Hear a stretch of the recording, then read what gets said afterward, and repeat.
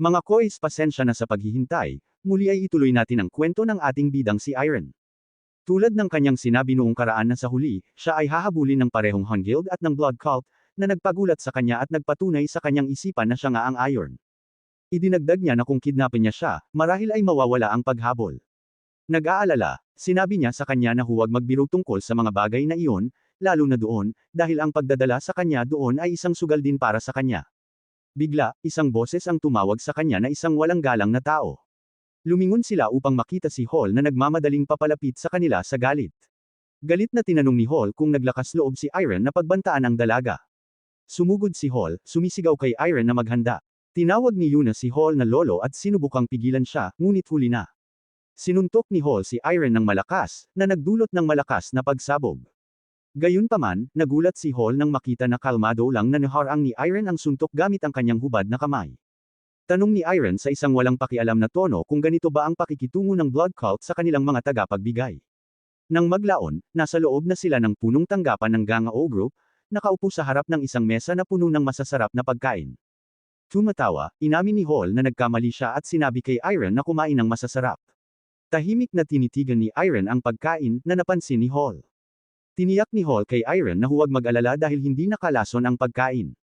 Ngumiti si Iron sa komento at nagsimulang kumain, paliwanag na ang lason ay hindi gumagana sa kanya at matagal na siyang hindi nakakakain ng maayos. Pinutol ni Hanel ang kanyang steak at sumagot na kung ganoon, dapat kumain ng marami si Iron. Habang pinagmamasdan siya ni Hanchel, naalala niya ang impormasyong nakalap niya sa maikling panahon. Ayon sa mga ulat, si Iron ay isang tinatawag na companion killer, na nagngangalang Lee Iron, na alipin ng Volcano Guild at idineklara na patay kamakailan. Gayunpaman, napansin niya na ang hitsura ni Iron ay ibang-iba sa iniulat. Mas nakaka-curious ang enerhiya na naramdaman ni Hall nang harangin ni Iron ang pag-atake niya kanina. Malinaw na panloob na kapangyarihan ito, hindi ang lakas ng isang karaniwang manlalaro. Ito ay nag-iwan kay Hall na nagtataka tungkol sa tunay na pagkakakilanlan ni Yuna. Habang pinaghihinalaan ni Hall na ang antas ng panloob na enerhiya ni Yuna ay hindi mas mataas kaysa sa kanya, nakita niyang nakakabahala ang nakaka-relax na saloobin ni Yuna. Sa wakas, nagsalita si Hall, kinikilala na dumating si Iron dahil may utang na loob si Ie sa kanya at nangako na bibigyan siya ng isang hiling. Hinimok niya si Iron na sabihin kung ano ang gusto niya, tinitiyak sa kanya na anumang nasa kanyang kapangyarihan ay ibibigay, ngunit kung mangako muna si Iron. Nahulaan ni Iron na gusto ni Hall na sumali siya sa Blood Sect. Kinumpirma ito ni Hall, idinagdag na tila marami nang alam si Iron tungkol sa kanilang sekta at tinanong kung paano niya nakuha ang impormasyong iyon. Pagkatapos ay binanggit ni Hanel na hindi niya kailanman narinig na si Lee Iron, ang companion killer, ay miyembro ng kanilang sekta. Nang marinig ito, nagalit si Iron at nagtanong kung pinag-aaralan siya ni Hall. Ipinaliwanag ni Hall na hindi niya maaaring payagan ang isang tao sa base ng sekta nang hindi alam ang anumang bagay tungkol sa kanila. Ang pahayag na ito ay nagpalala ng tensyon sa silid. Naramdaman ni Yuna ang tensyon sa pagitan nila. Tinanong ni Hall kung narinig na ba ni Iron ang tungkol sa sekta habang nagtatrabaho sa site ng pagtatapon ng halimaw ng Volcano Guild.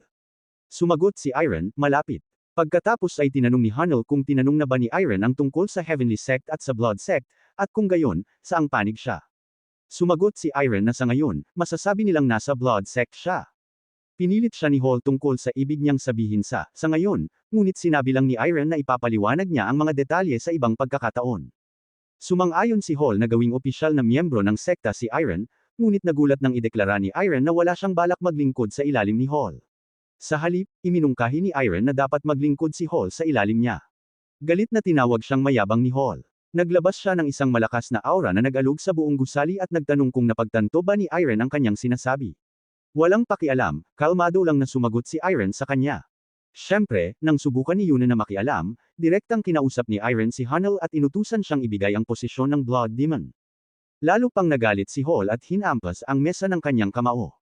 Nabasag ito sa maliliit na piraso, ngunit nanatiling nakaupo at walang pakialam si Iron. Binalaan siya ni Hall na lumampas na siya sa linya. Nang subukan ni Yuna na pakalmehin ang kanyang lolo, sumigaw si Hall sa kanya na huwag lumapit, na nag-iwan sa kanya ng pag-aalinlangan.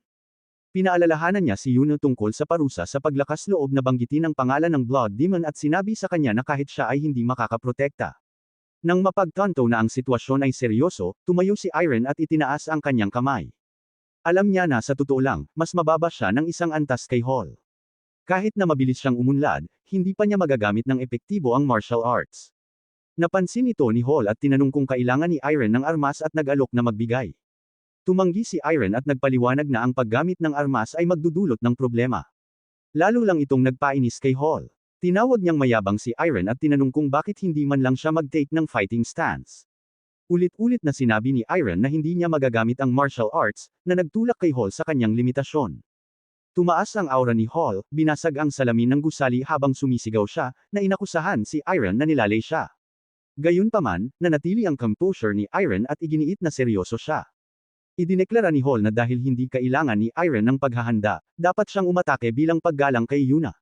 Bibigyan siya ni Hall ng 3 segundo. Tinanong ni Yuna kung palaging hindi marangal ang Blood Sect. Sumagot si Hall na tinatrato nila siya bilang isang panauhin na dapat harapin, hindi isang kaaway. Nagmakaawa si Yuna sa kanyang lolo na muling isaalang-alang, ngunit inutusan siya ni Hall na lumayo. Sa desperasyon, lumingon siya kay Iron at tinukoy siya bilang isang marangal na panauhin, na hinihimok siyang bawiin ang kanyang pahayag. Galit na nagtanong si Hall kung sino si Iron para magkaroon ng ganoong katapatan kay iya. Kahit si Yuna mismo ay hindi lubos na naiintindihan kung bakit ipinagtatanggol niya si Iron. Instinctively, naramdaman niya na siya ang makakapagligtas sa Blood Sect mula sa krisis nito. Napansin ito ni Iron at inihayag na si Yuna ang Priestess, isang oracle na naglilingkod sa Blood Demon. Sa wakas, inilunsad ni Hall ang kanyang pag-atake. Habang papalapit ang kanyang kamao kay Iron, sinubukan siyang pigilan ni Yuna, ngunit huli na.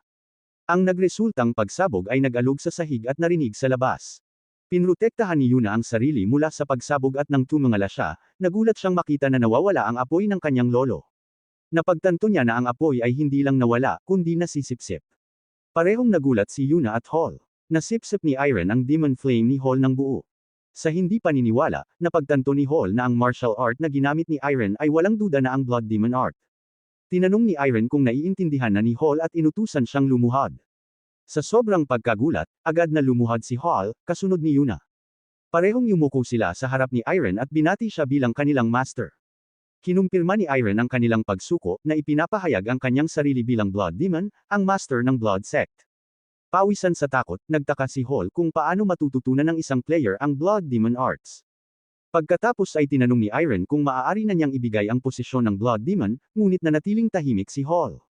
Dahil dito, tinanong ni Iron kung bakit hindi siya sumasagot. Nauutol na nagpaliwanag si Hall na ito ay dahil ang kasalukuyang Blood Demon ay namamahala na sa Blood Sect, na nagpagulat kay Iron. Tinanong ni Iron kung ibig sabihin ni Hall na mayroon ng Blood Demon, kung saan sumagot si Hall ng oo. Pagkatapos ay tinanong ni Iron kung bakit lumuhad si Hanel sa kanya kung mayroon ng Blood Demon. Ipinaliwanag ni Hall na ang Blood Demon Art ng kasalukuyang Blood Demon ay hindi kumpleto kaysa sa kay Iron. Sa paggalang, idinagdag ni Hall na kahit hindi niya maintindihan kung paano natutunan ni Iron ang Blood Demon Art, itinuturing itong patunay ng pagkakakilanlan ng Blood Demon at ang simbolo ng Blood Sect. Tumawa si Iron, na pinagtatawanan ang pahayag ni Hall. Tinanong niya kung talagang naniniwala si Hanel na ang Blood Demon Art ang patunay ng pagkakakilanlan ng Blood Demon. Tinawag niyang katawa-tawa ang sitwasyon at sinabi na naiintindihan na niya kung bakit nasa ganitong kalagayan ang Blood Sect. Naguguluhan, tinignan siya ni Hall. Ibinahagi ni Iron na ang kasalukuyang Blood Demon ay walang iba kundi isang hindi pa tapos na impostor na naggamit ng itim na kapangyarihan sa paligid niya. Ginamit ni Iron ang kapangyarihan na iyon at ginawang matutulis na talim na itinutok sa ulo ni Hall. Tinanong niya si Hall tungkol sa kanyang posisyon sa Blood Sect. Sumagot si Hall na siya ang kaliwang tagapagtanggol. Alam ni Iron na ang isang taong may ranggo ni Hall ay alam ang mga detalye. Binawi ni Iron ang kanyang demon power at nagsimulang magpaliwanag.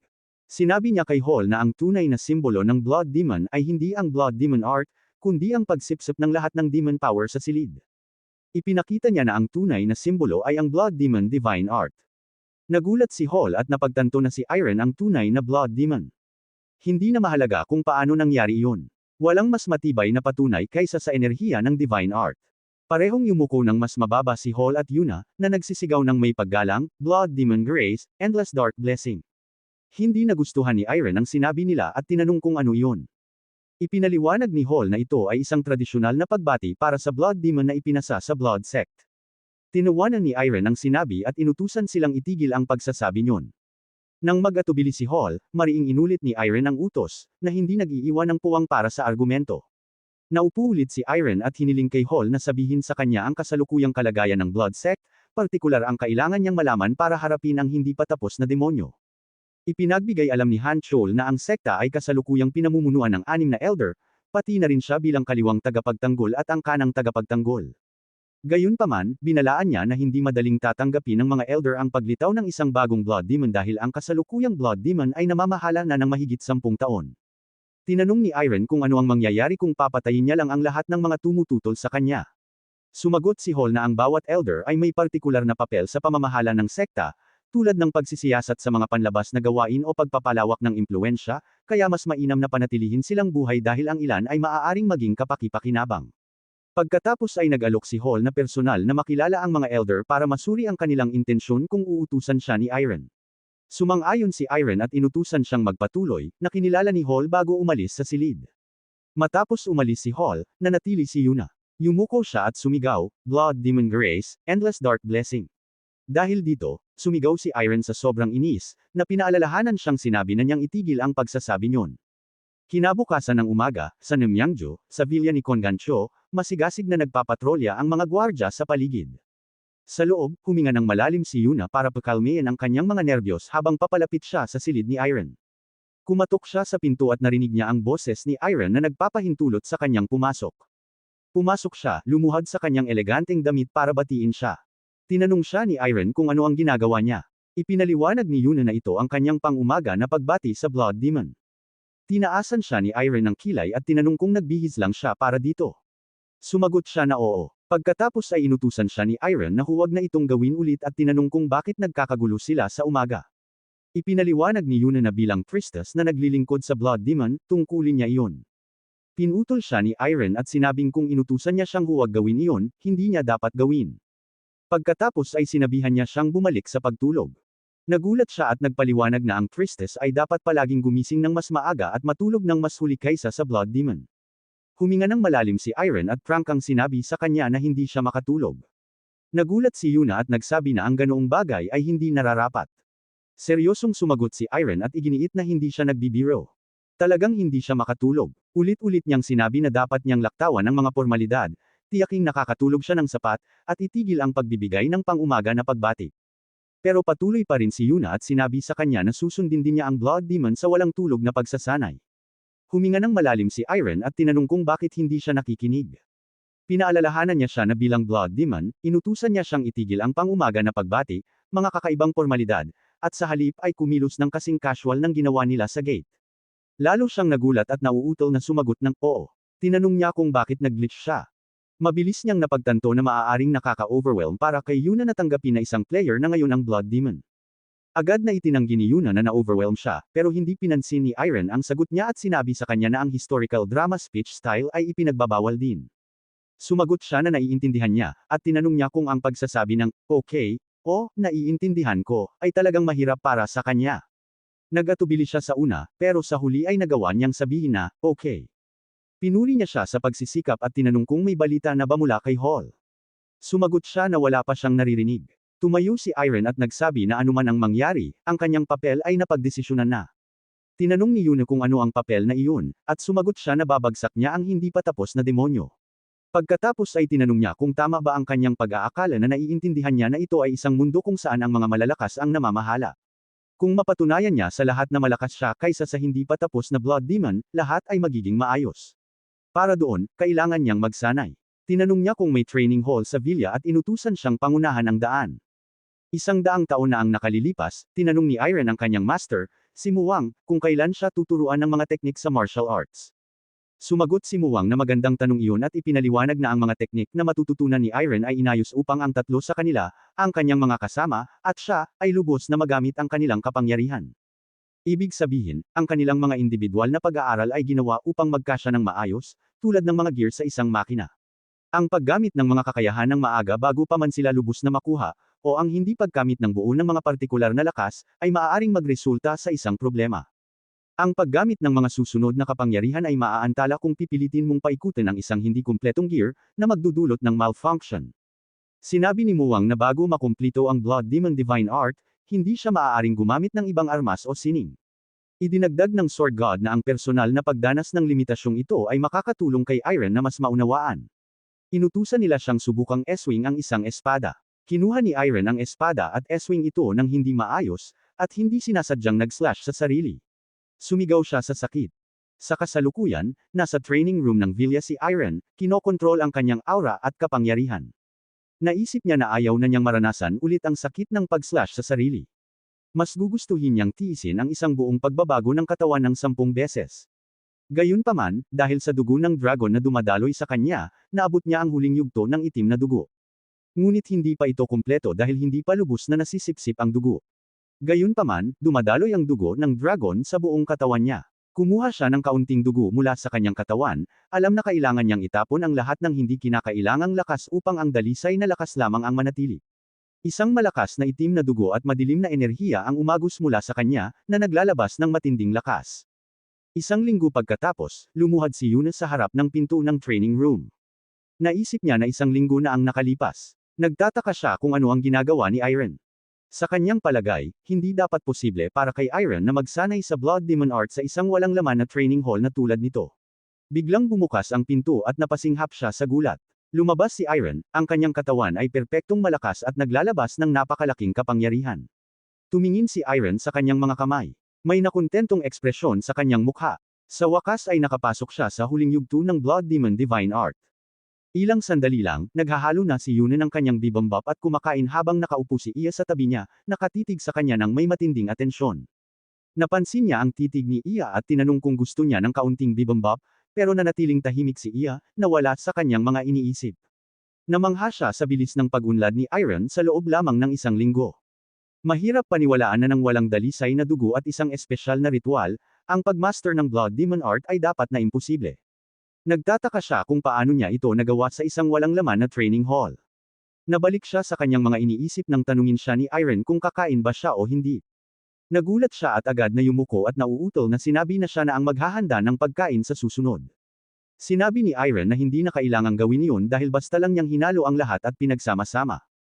Ulit-ulit niyang tinanong kung gusto niyang kumain.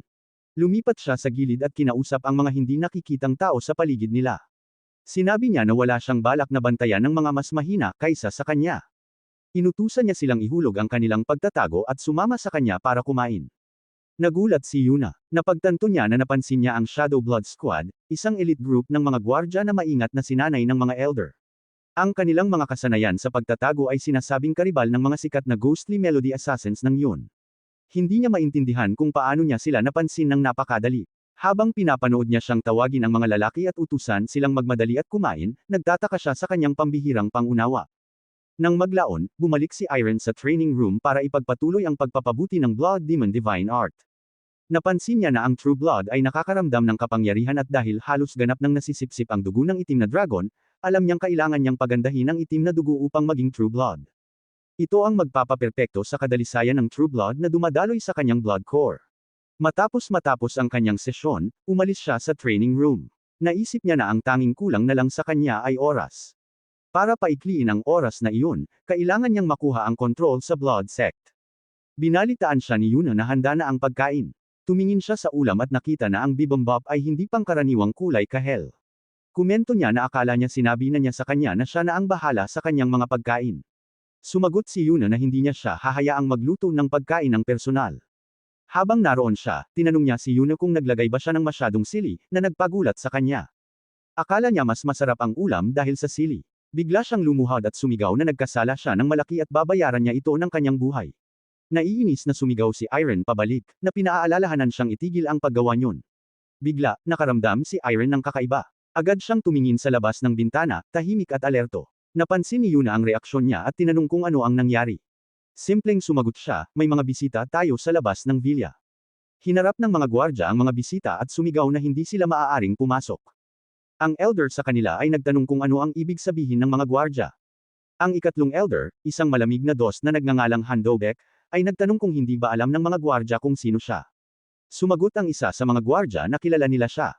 Naiinis na tinanong ni Dobek kung tatanggi pa rin silang umalis kahit alam na nila kung sino siya. Naglabas siya ng malakas na nagyayelong aura at humingi ng paliwanag. Sumagot ang gwardya na inutusan ng kaliwang tagapagtanggol na si Hall na walang sinuman ang maaaring dumaan ng walang pahintulot.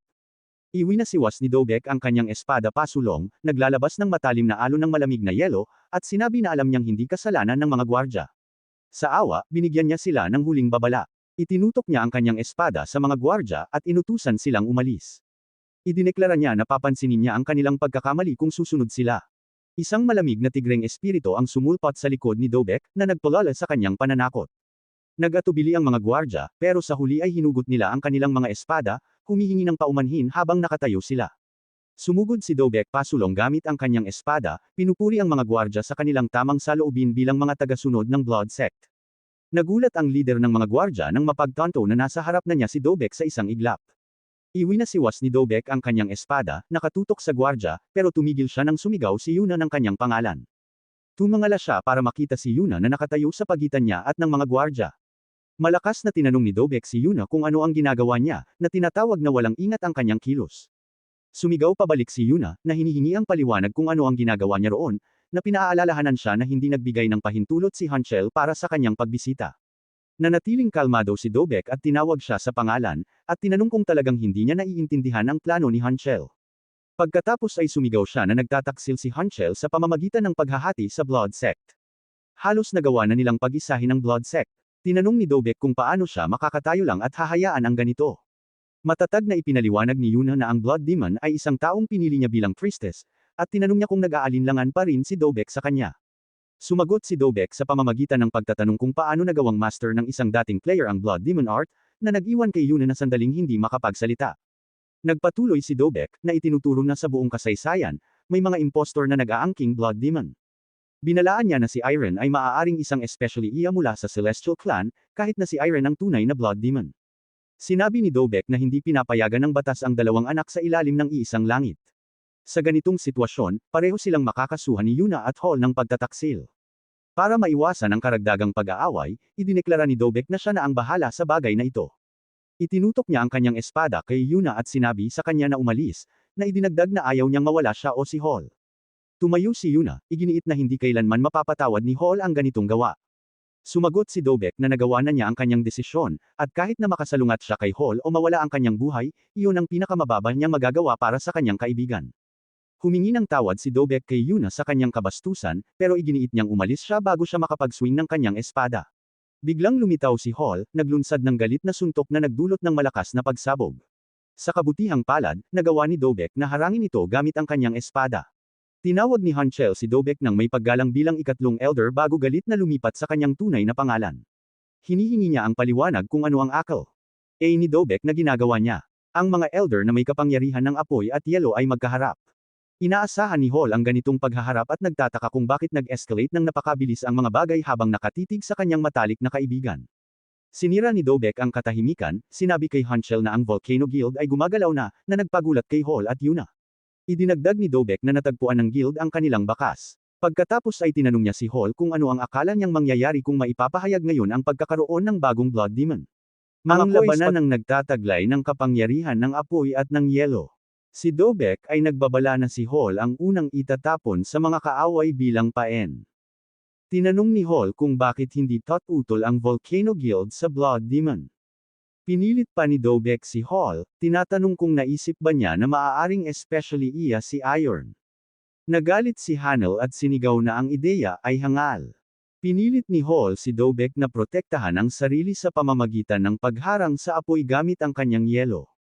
Galit na tinanong ni Hall kung inaakusahan siya ni Dobek na hindi nakikilala ang tunay na Blood Demon arts.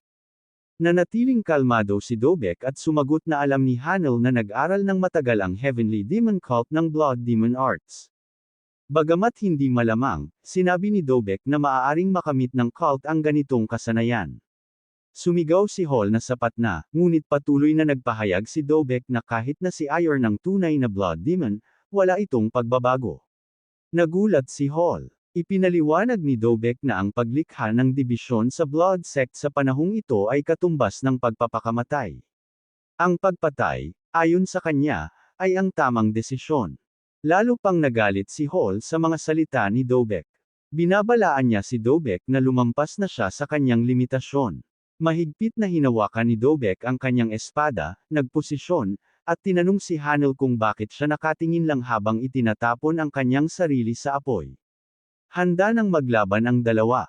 Nangako si Hanel na puputulan ang mga limbs ni Dobek at humingi ng tawad sa Blood Demon. Ngunit sumagot si Dobek na mas mabuti pang patayin na lang siya. Tumalon si Hanel at sinuntok si Dobek ng apoy. Sinangga ni Dobek ang suntok gamit ang kanyang espada. Bago pa man magtama ang kanilang mga atake, kalmado silang pinigilan ni Iron. Nagulat ang dalawang elder. Biglang nakaramdam si Dobek ng napakalakas na presensya sa likuran niya. Agad na nakilala ni Hanel ang Blood Demon at yumuko ng malalim, binabati si Iron ng may pinakamataas na respeto. Lumingon si Dobek at nakita si Iron. Hindi niya naramdaman ang presensya nito. Sumigaw si Hanel kay Dobek na yumuko sa harap ng Blood Demon, ngunit nag-atubili si Dobek. Naintindihan niya na kung tinutok ni Iron ang kanyang leeg, patay na siya ngayon. Nang tumingin ng mabuti, napansin ni Dobek ang kulay pulang buhok at mga mata ni Iron, isang hindi mapagkakamalang patunay ng Blood Demon Arts. Sa wakas, kinilala ni Dobek si Iron bilang Blood Demon. Ipinasok niya ang kanyang espada at binati si Iron ng may paggalang. Sinabi ni Iron kay Hall na tumigil sa pagyuko dahil hindi niya gusto iyon. Tinanong niya si Hall kung bakit pinuputulan niya ang mga limbs ng mga miyembro ng kanyang sect habang naghihina na ang Blood Sect. Nauutol na humingi ng tawad si Hall. Lumingon si Iron kay Dobek, na umatras dahil sa takot. Tinanong niya si Dobek kung dumating siya para patayin siya, patawarin siya kung nakamit niya ang kanyang mga pamantayan, o patayin siya kung hindi. Nag-atubili si Dobek nang makita ang mga kulay pulang mata ni Iron. Ngunit nagawa niyang sumagot na dumating siya. Ipinaliwanag niya na ang Blood Sect ay naglilingkod na sa isang Blood Demon, at ang paglitaw ng bago ay magdudulot ng kaguluhan sa sect, na nagsisimula palang mag-stabilize. Nakangiting pinuri ni Iron si Dobek sa kanyang tapang, sinasabing angkop iyon para sa isang senior elder. Tinanong niya si Dobek para sa kanyang hatol, nakamit ba ni Iron ang kanyang mga pamantayan. Nanginginig pa rin si Dobek, sinabi niyang kailangan ang patunay. Nag-isip si Iron sandali, pagkatapos ay kumuha ng isang patak ng kanyang sariling dugo. Tinanong niya si Dobek kung sapat na iyon. Napatitig si Dobek sa lumulutang na patak, natatakot sa napakalakas na Blood Demon energy na nagmumula rito. Napagtanto niya ang katotohanan. Agad na lumuhad si Dobek, tinutukoy si Iron bilang ang tunay na Blood Demon. Napuno ng pagkakasala, kinuha ni Dobek ang kanyang espada at nagpahayag na puputulan niya ang kanyang kanang braso bilang pagbabayad sa pagdududa sa Blood Demon. Nang itaas niya ang espada, kalmadong binaril ni Iron ng isang blood bullet ang kanyang kamay. Tumusok ang espada ni Dobek sa lupa sa likod niya. Pinaalalahanan siya ni Iron na sinabi niya sa kanila na huwag putulin ang kanilang mga limbs, at hindi sila nakinig. Ilang sandali lang, nakaluhod na sina Yana, Dobek, at Hall. Naupo si Iron sa sofa, halatang nagagalit, at sinabi sa kanila na umupo doon. Sumagot si Hall na hindi sila maaaring umupo sa parehong antas ng Blood Demon. Naiinis na hinayaan ni Iron na gawin nila ang gusto nila. Pinagmasdan ni Hall si Iron, naaalala ang kapangyarihan na naramdaman niya kanina. Sa loob lamang ng isang linggo, naging mas malakas pa si Iron. Tinanong ni Hall kung posible na nakarating na si Iron sa Transcendent Stage. Sumagot si Iron na hindi pa. Maasang sinabi ni Hall na sa ganitong bilis, malapit nang maabot ni Iron ang Transcendence. Gayunpaman, itinuro ni Dobek na ang kasalukuyang Blood Demon ay nakarating na sa Transcendent Stage, tulad ng unang Elder, na pinakamalapit sa kanya sa mga natitirang elder. Dagdag pa ni Dobek na walang magpapalit ng panig para suportahan ang bagong Blood Demon. Sumagot si Yana na may isang solusyon lang. Dahil mas mabilis ang pag-unlad ni Iron kaysa sa inaasahan, kailangan niyang maabot ang Transcendence ng mabilis at personal na talunin ang kasalukuyang Blood Demon. Kung gagawin niya iyon, wala nang magagawa ang mga elder kundi tanggapin siya bilang bagong Blood Demon. Tinatanong ni Iron kung gaano katagal bago maabot ang Transcendence. Inamin niya na hindi pa siya sigurado kung makakamit niya ito. Nagulat si Yunho at nagtanong kung sa tingin ba nila ay mananatili lang ang sekta at maghihintay. Tumingin kay Dobek, itinuro niya na sa ngayon ay alam na ng Blood Sect ang kanyang pag-iral, na nagpapaliwanag kung bakit nagmamadali silang kumilos laban sa kanya. Napabagsak si Hanel sa sahig, yumuko ng malalim at humingi ng tawad. Ipinaliwanag niya na akala niya ay bukas ang isip ng ika-4 na Elder na lumipat ng panig dahil sa kanyang mga hilig, ngunit lumalabas na nakasama na pala ang ika-4 na Elder sa kasalukuyang Blood Demon. Sinabi ni Iran kay Hanel na tumigil sa pagrereklamo tungkol sa mga walang kabuluhang bagay at idineklara na dahil narating na nila ang ganitong sitwasyon, dapat na silang kumilos. Tumayo siya at sinabi sa kanila na panahon upang pabagsakin ang kasalukuyang Blood Demon. Salamat mga guys, salamat sa inyong suporta.